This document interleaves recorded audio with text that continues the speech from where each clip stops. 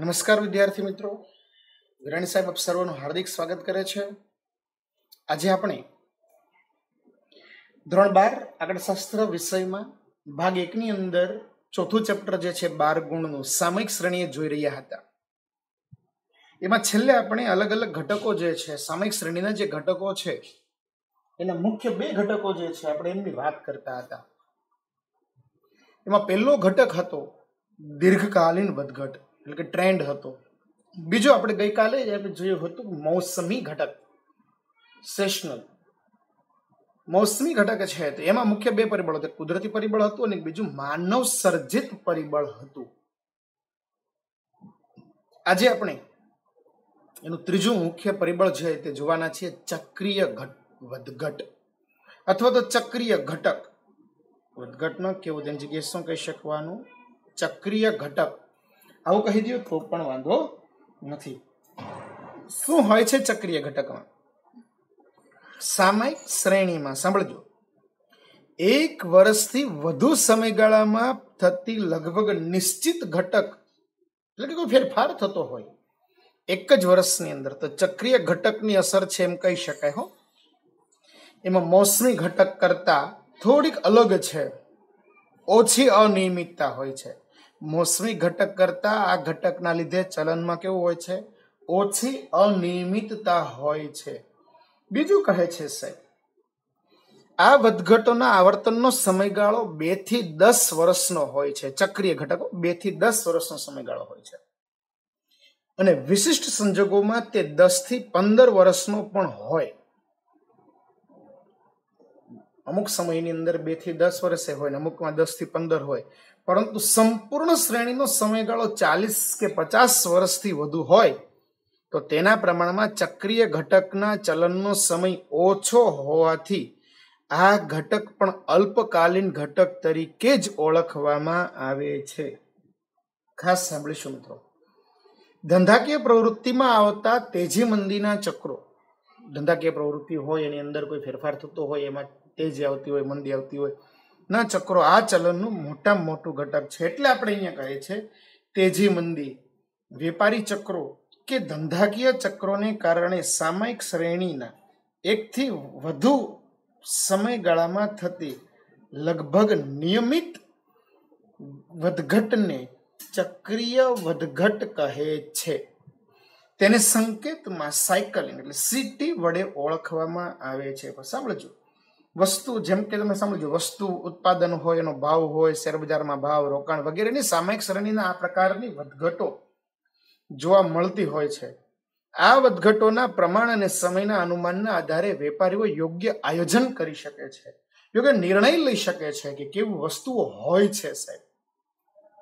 એટલે એક નિર્ણય બનતો હોય છે અને એક સચોટ કામ થતું હોય છે।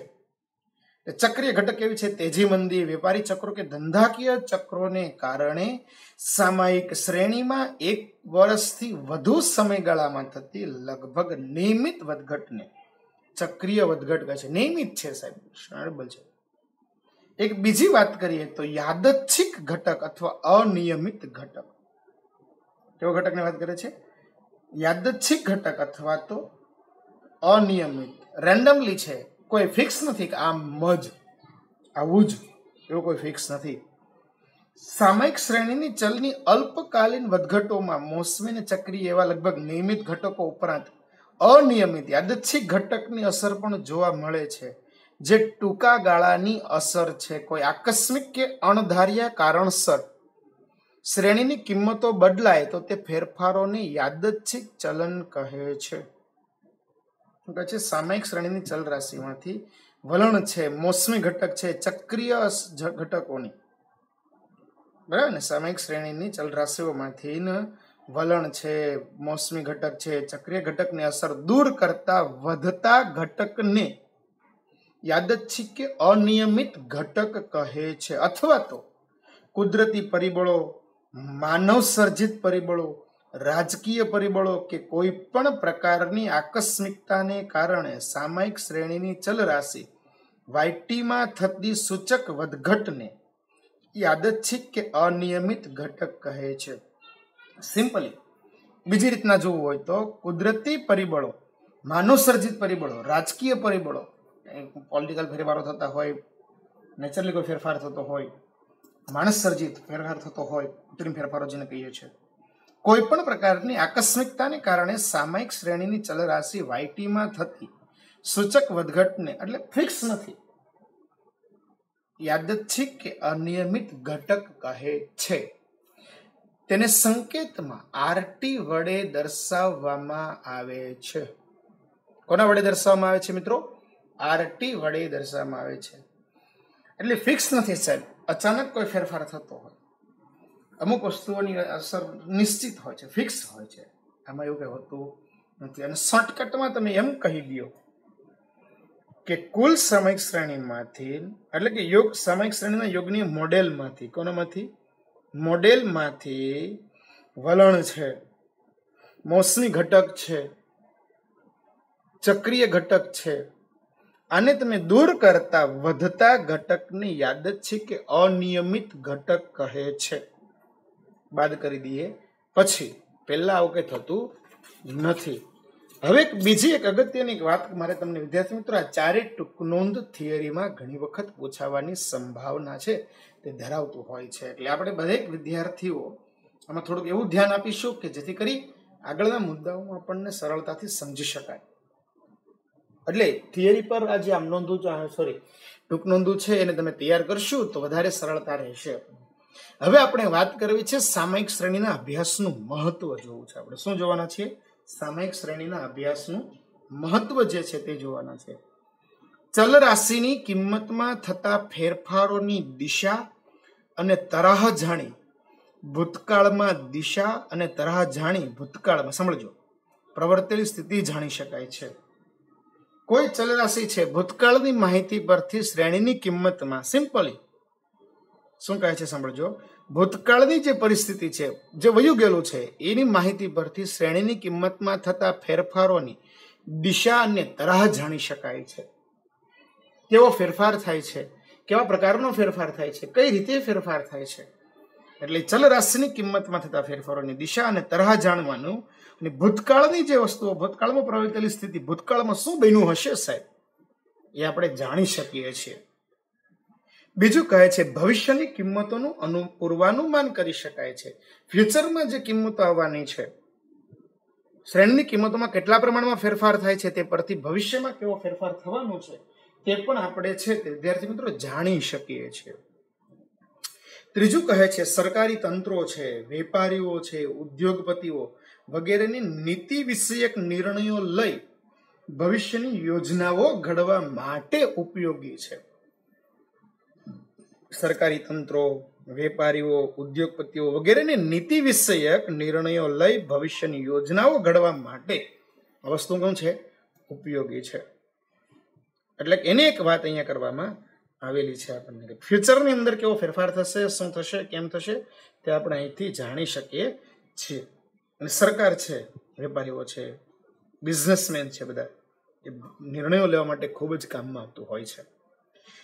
ચોથું કહે છે સરકારી તંત્રો, વેપારીઓ, ઉદ્યોગપતિઓ વગેરેને વર્તમાન કામગીરીને ભૂતકાળમાં થયેલી કામગીરી સાથે સરખાવી તુલનાત્મક અભ્યાસ કરી શકે છે. અલગ અલગ સમયની પરિસ્થિતિઓ છે, અલગ અલગ સમયમાં થતો ફેરફાર છે, અલગ અલગ સમયે થયેલો કોઈ બદલાવ છે, એને આપણે એની સાથે સરખાવી પણ શકીએ છીએ અને બદલાવને આપણે અહીંયા સમયે લાવી અને એમાં જે કંઈ થયેલું હોય એ આપણે ધ્યાનમાં રાખી શકીએ છીએ.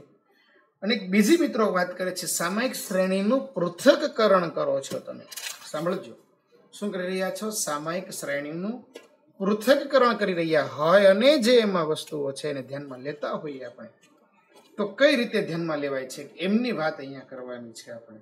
તો કઈ રીતે હોય છે તે જોઈ રહ્યા છીએ આપણે અહીંયા. સામયિક શ્રેણીના પૃથ્થકરણના નિયમોની એક યાદી જે આપણને અહીંયા આપવામાં આવી છે. જોતા જઈએ કેવી વસ્તુઓ હોય છે, શું હોય છે તે. સામયિક શ્રેણીના પૃથ્થકરણના ઉપયોગો, એમાં પહેલો જ ઉપયોગ છે ભૂતકાળની પરિસ્થિતિ જાણી શકાય છે કે પાસ્ટ ભૂતકાળમાં શું થયું છે અને તેના પરથી ચલનની દિશા, પ્રકાર અને માપ આ મેળવી શકાય છે. ફ્યુચરમાં આપણે શું ભૂતકાળમાં શું થયું હતું એનો અંદાજ કાઢી કેવું હોય છે કેમ હોય છે કાઢીને આપણે ફ્યુચરમાં શું કરી શકીએ છીએ તે જાણી શકાય છે. બીજું કહે છે આંકડાશાસ્ત્રીય રીતો દ્વારા ચલની ભવિષ્યની કિંમતોનું અનુમાન કરી શકાય છે. શું કહે છે સાંભળજો. આંકડાશાસ્ત્રીય રીતો દ્વારા ચલની ભવિષ્યની મેળવેલ અનુમાનિત કિંમતોનું અનુમાન કરી શકાય છે. અને બીજું મેળવેલ અનુમાનિત કિંમતને આધારે ભવિષ્ય માટે યોગ્ય નિર્ણય લઈ શકાય છે તથા ભાવિ કાર્યોનું આયોજન પણ કરી શકીએ છીએ. હો સાહેબ, જે આપણે કિંમત મેળવેલી છે મળેલ કિંમતો આધારે ફ્યુચરમાં યોગ્ય નિર્ણય લઈ શકાય છે તથા ભાવિ કાર્યોનું આયોજન પણ આપણે શું કરીએ છીએ કરી શકીએ છીએ. ચોથું કહે છે સાહેબ જુદા જુદા સમયે અથવા તો સ્થળે, જુદો જુદો સમય હોય જુદો જુદો સ્થળ હોય, આવેલ ચલમાં થતા ફેરફારોનો તુલનાત્મક અભ્યાસ કરી શકાય છે. આપણે COVID-19 જે હતું કોરોના વાયરસ, તો આપણે બીજા દેશો સાથે સરખાવતા હતા કે ભાઈ ચાઇનામાં એટલો ફેલાણો, ઇટાલીમાં એટલો ફેલાણો, ફ્રાન્સમાં એટલો ફેલાણો, અમેરિકામાં એટલો ફેલાણો. આ શું હતું? આપણે કોઈક વસ્તુઓની સાથે અન્ય સ્થળે અન્ય સમય સાથે કે આ સમયે આવો ફેરફાર હતો, એવી વસ્તુઓ હતી, એ બધા જ વસ્તુઓનો અહીંયા આપણને નિચોડ આપણને આપવામાં આવતો હોય છે અને આપણે એના દ્વારા એક નિર્ણાયક શક્તિ સુધી આપણે પહોંચી શકતા હોઈએ છીએ. એની એક વાત અહીંયા કરે છે. બીજી એક વાત કરે છે વિદ્યાર્થી મિત્રો કે જે પણ નિર્ણયો આપણે લઈએ છીએ અનુમાનિત કિંમતો અને વર્તમાનની સાચી કિંમતો વચ્ચેની તુલના કરી કોઈ તફાવત જણાય તો તેના કારણો પણ શોધી શકાય છે. શું કહે છે સાંભળજો. અનુમાનિત કિંમતો એટલે કે અંદાજિત જે કિંમતો છે તે અને વર્તમાનની સાચી જે કિંમતો છે તે, એ બેયની આપણે વચ્ચે તુલના કરી શકીએ છીએ, સરખામણી કરી શકીએ છીએ. અને સરખામણી કરતા એની વચ્ચે કોઈ ડિફરન્ટ હોય અને તારણો જે હોય તે આપણે મેળવી શકીએ છીએ અને એના કારણો ગોતીને આપણે આગળ પ્રગતિ કરી શકીએ છીએ. સાહેબ, ક્યારે આવું કરી શકાય છે? સામયિક શ્રેણીના પૃથ્થકરણના ઉપયોગો દ્વારા મળી શકે છે. કે સામયિક શ્રેણીનો ઉપયોગ કરો છો તમે, એનું એનાલિસિસ કરો છો, એના દ્વારા તમે આ વસ્તુઓ જે છે તે બહુ સરળતાથી અને સરસ રીતે મેળવી શકાય છે. તો મુખ્ય બાબતો એ છે કે ભૂતકાળની બાબતો પરથી ભવિષ્યનો અંદાજ મળે છે અને ભવિષ્ય પરથી આપણે એના યોગ્ય નિર્ણયો લઈ, પેઢી છે નફો કરતી હોય કે ખોટ કરતી હોય તો આપણે કઈ રીતના પેઢી ચલાવવી કે શું કરવું તે પણ આપણે અહીંયા મેળવી શકીએ છીએ. અને હવે એક વાત અગત્યની મિત્રો કરે છે વલણ માપવાની રીતો. મિત્રો, વલણ માપવાની બે જ રીતો છે. એક તો આલેખની રીત છે અને બીજી છે ન્યૂનતમ વર્ગોની રીત છે. કોની છે? ન્યૂનતમ વર્ગોની રીત. બહુ ઇઝી છે સાહેબ. 3 જ વસ્તુ પૂછાય છે, વધારે કોઈ વસ્તુ પૂછાતી નથી ન્યૂનતમ વર્ગોની રીતની અંદર. વધારાની કોઈ વસ્તુઓ પૂછવી આ તેવું કઈ થતું નથી. એટલે એક તો પહેલી રીત છે આલેખની રીત.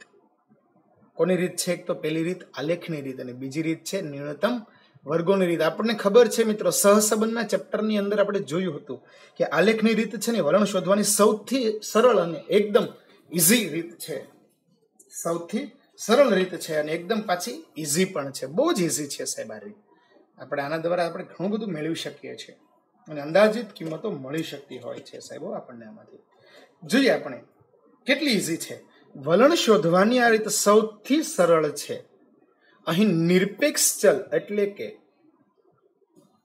સમય t ને y અક્ષ પર, સાંભળજો, આપણે અત્યાર સુધી x અક્ષ ઉપર y અક્ષ ઉપરની વાત કરતા હતા ને, અહીંયા એ જ વસ્તુઓ છે. હા વિદ્યાર્થી મિત્રો, થોડુંક બી કેરફુલી ચાલીશું, ધ્યાન રાખીશું તો સમજાઈ જશે. શું કહે છે આપણને સાંભળજો. વલણ શોધવાની આ રીત કેવી છે? એકદમ સરળ રીત છે. અહીં નિરપેક્ષ ચલ એટલે કે, ખાસ સાંભળજો વિદ્યાર્થીઓ, નિરપેક્ષ ચલ એટલે કે સમય t ને x અક્ષ ઉપર અને સાપેક્ષ ચલ y ને y અક્ષ ઉપર દર્શાવી, એટલે કે સમય જે હોય, ટાઈમ જે હોય એ બધાને x અક્ષ ઉપર આડી લીટીમાં દર્શાવવાનો છે. આડી લીટીમાં દર્શાવવાનો છે અને y અક્ષ ઉપર જે y ની ચલ કિંમતો છે, જુદા જુદા બિંદુઓનું આલેખન કરવામાં આવે છે.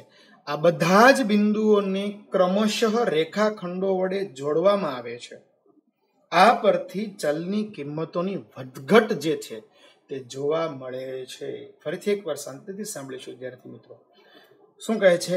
x અક્ષ પર સમયની આધારિત શ્રેણી બતાવવાની છે ને y અક્ષ પર જુદા જુદા બિંદુઓનું આલેખન કરવામાં આવે છે. આ બધા બિંદુઓને ક્રમશઃ રેખાખંડો વડે જોડવામાં આવે છે. આ પરથી ચલની વલ કિંમતોમાં વધઘટ જોવા મળે છે ત્યારબાદ તે બિંદુઓ વચ્ચેથી પસાર થતો સરળ વક્ર અંદાજથી દોરવામાં આવે છે.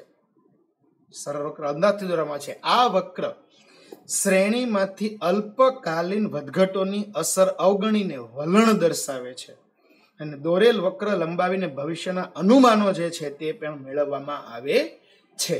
વક્ર દોરવામાં આવે છે. જોઈએ વિદ્યાર્થી મિત્રો, અનુમાન મેળવીએ છે. અનુમાન મેળવ્યા પછી આલેખની રીતનો છે ઉપયોગ કરી શકાય છે. મિત્રો, આલેખની રીતનો મોટો ફાયદો એ છે કે આમાં જે પણ કોઈ બાબતો છે આપણે મેળવતા હોઈએ છીએ તે દરેક બાબતો આપણને અહીંયા મુખ્ય 3 રીતો છે. આમ આપણે લખી હતી 2 જ, પણ મુખ્ય 3 રીતો. એક તો પહેલી રીત કઈ હતી? આલેખની રીત આપણે જોઈ રહ્યા છે તે. બીજી રીત હતી ન્યૂનતમ વર્ગોની રીત, અને ત્રીજી રીત કઈ હતી? ચલિત સરેરાશની રીત. જે આપણે છેલ્લી રીત છે ને બહુ ગૌણ છે, એટલે સેક્શન Fમાં ન્યૂનતમ વર્ગોની રીતની અથવામાં જ આ વસ્તુ જે છે તે પૂછવામાં આવતું હોય છે. આપણે હવે એને ધ્યાન આપવું છે. આ રીતના લાભ અને ગેરલાભ ક્યાં ક્યાં છે? એનો લાભ છે આ રીત સમજવામાં અને વાપરવામાં કેવી છે? એકદમ સરળ છે. આ રીત સમજવામાં અને વાપરવામાં કેવી છે સાહેબ? એકદમ સરળ છે ને સિમ્પલ છે. આના દ્વારા આપણે સરળતાથી સમજી શકીએ છીએ અને અભણ વ્યક્તિ, ઓછું ભણેલ વ્યક્તિ પર પણ આની અમિટ છાપ છે તે છોડી શકીએ છીએ. બીજું કહે છે કોઈ પણ ગાણિતિક સૂત્ર અથવા ગણતરી વગર વલણ જે છે તે જાણી શકાય છે. શું કહે છે બીજું આપણને આમાં? કોઈ પણ પ્રકારનું ગાણિતિક સૂત્ર આમાં આવતું નથી, ગણતરી આવતી નથી. ડાયરેક્ટલી આ વસ્તુઓ જે છે તે આપણે જાણી શકીએ છીએ અને આપણે એના દ્વારા ઉપયોગ પણ કરી શકતા હોઈએ છીએ. ત્રીજું કહે છે સુરેખ વલણ ન હોય તો પણ આ રીત જે છે તે વાપરી શકાય છે. સુરેખ વલણ હોવું જરૂરી નથી, છતાં આ રીતનો ઉપયોગ કરી શકાય છે ને વાપરી શકીએ છીએ. ચોથું કહે છે વલણ મેળવવા માટે કયા પ્રકારના વક્રોનું અનુઆયોજન કરવું તેનો અંદાજ આ રીતથી આપણે મેળવી શકાય છે. શું કહે છે ખાસ સાંભળજો, ફરીથી કરો. વલણ મેળવવું છે તમારે. કેવું વલણ છે? વધતું વલણ છે, ઘટતું વલણ છે, કેવું વલણ છે?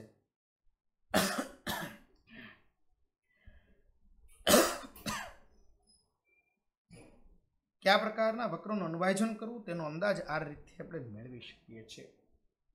આ રીતના 2 જ મુખ્ય ગેરફાયદા છે. એક તો પહેલો જ ગેરફાયદો એ છે જુદી જુદી વ્યક્તિઓ જુદા જુદા વક્રો દોરે તેવી શક્યતા રહે છે. તેથી વલણ તેમજ અનુમાનોમાં એકરૂપતા રહેતી નથી. મિત્રો, દાખલા જોશું ને આપણે વધારે આઈડિયા આવશે. અલગ અલગ વ્યક્તિઓ છે, અલગ અલગ વસ્તુઓ છે, અલગ અલગ રીતો છે, એ એપ્લાય કરશે તો આ વસ્તુ જે છે તે પોસિબલ બનતી નથી. દરેક વ્યક્તિએ માણસે આ રીત છે એ અલગ બનતી જ છે. તો આ રીત એવી કોઈ ઉપયોગમાં આવતી નથી. પછી બીજું કહે છે સાહેબ આ રીત ગાણિતિક ન હોવાથી અનુમાનિત કિંમતો સંપૂર્ણ રીતે ચોક્કસ હોતી નથી અને તેની વિશ્વસનીયતા કેટલી છે તે જાણી શકાતું નથી. કારણ કે આમાં ગણતરી કઈ છે, ગાણિતિક વસ્તુઓ શું છે તેવું તો કંઈ હોતું નથી. એવું કંઈ ન હોય એટલા માટે સાહેબ આ પ્રશ્નોની અંદર ચોક્કસ એક વિશ્વસનીય માપ, આપણને પરફેક્ટ માપ છે તે મળતું નથી. અને પરફેક્ટ માપ નથી મળતું એટલા માટે વિદ્યાર્થી મિત્રો આપણે સચોટ જે છે તે જવાબ નથી આવતો. એટલા માટે આની પર વિશ્વસનીય માહિતી તરીકે ઓળખી શકતા નથી. અને એક બીજી બાબત વિદ્યાર્થી મિત્રો, આલેખની રીત જે છે ને સાહેબ એની થિયરી છે તે અગત્યની છે. એટલે વિદ્યાર્થી મિત્રો થિયરી પણ ધ્યાનમાં રાખીશું.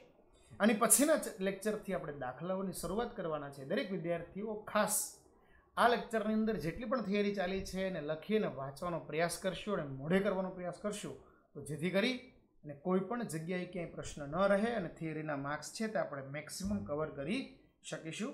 અસ્તુ, આભાર.